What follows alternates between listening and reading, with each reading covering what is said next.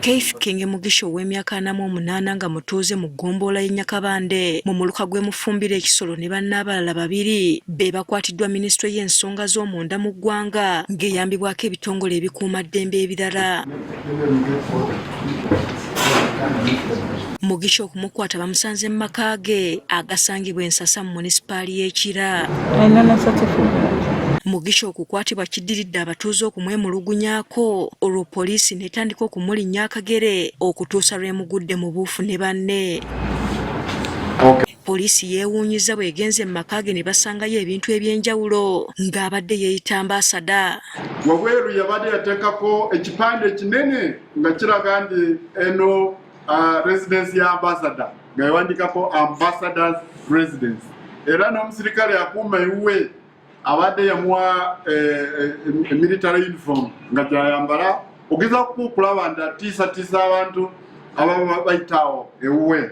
Era ono asangidwa n'ebintu ebiwerako ebijingirire okuli passport, ebiwandiiko eby'enjawulo n'ebirala. Alina passport nga 6 eya Uganda, eya Brazil, eya Seychelles, eya UK. Passport zonna azirina. N'abeera ne national ID ye Kenya. Kati ye ebintu bye byakola bw'omukwatira Kenya ng'ajjayo national ID ye Kenya okulaga nti Munnakenya. Bw'omukwatira mu Uganda ng'ajjayo passport ye Uganda ne national ID. Era abadde n'ebyambalo by'amagye nga kw'otadde n'emmundu, magazini z'amasasi ne bu radio calls obukola ku by'empuliziganya. There is a pistol. He has a pistol. Very well dressed. Omwogezi wa Minisitule y'ensonga z'omunda mu ggwanga agamba Mugisha abadde atulugunya abantu mu ngeri ez'enjawulo olw'okweyita ky'atali. Kano kataaga ge mulaba wano katambulirako abantu abakungu aba diplomats abatasasula musolo ku airport ne ku borders. Kati ye ensawo ye yabadde yateekako diplomatic mail nga tebasobola na kucekinga mu nsalo. Era ono abadde akozesa emmotoka z'abakungu nga bw'obasanga mu kkuba olowooza bantu bakulu mu ggwanga.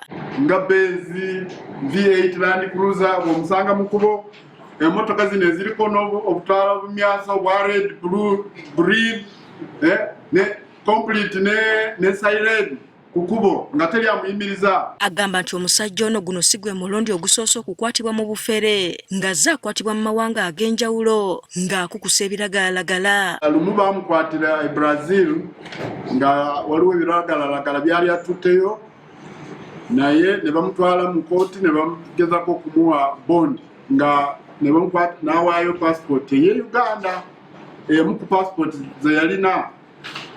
Kati bwe bamuwa bond n'afubutukayo ng'akozesa passport eya Brazil. Bannaabala baakwatiddwa nabo bannansi ya Nigeria nga poliisi egamba wakyaliyo n'abalala abayiggibwa. Era kati tuli kukola investigations ez'enjawulo okugezaako okulaba nti okusookera ddala tukwata banne babadde akolagana nabo kubanga abadde operating ring.